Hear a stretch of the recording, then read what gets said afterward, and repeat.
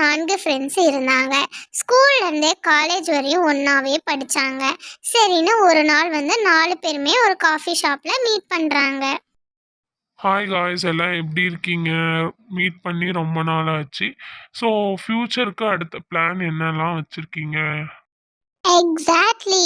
ஆமாடா, நான் என்ன திங்க் பண்ணி வச்சுருக்கேன் அப்படின்னா, ஓனாக வந்துட்டு டிசைன் ஸ்டுடியோ வைக்கலான்ட்டு நான் திங்க் பண்ணி வச்சுருக்கேன் ஃப்யூச்சர். நைஸ்டா தீபா. ஓகே, இதுதான் வந்து உன்னோட டிசிஷனா? சரி, நான் என்ன பண்ணலாம் அப்படின்ட்டு இருக்கேன்னா, நான் வந்து ஹையர் ஸ்டடி பண்ணலான்ட்டு இருக்கேன் மச்சான்.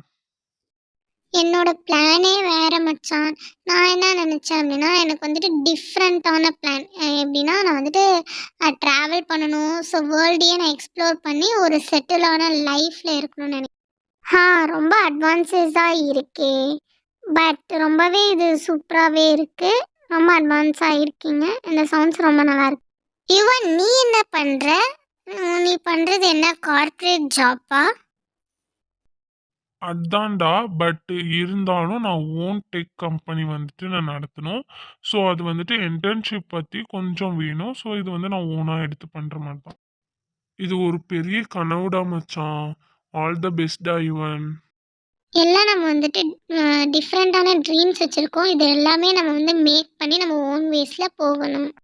ஃப்ரெண்ட்ஸ், நம்ம எல்லாமே ஒரு டிஃப்ரெண்ட்டான ட்ரீம்ஸ் வச்சுருக்கோம். இதை வந்து ஃப்யூச்சரில் நிறைவேறணும்.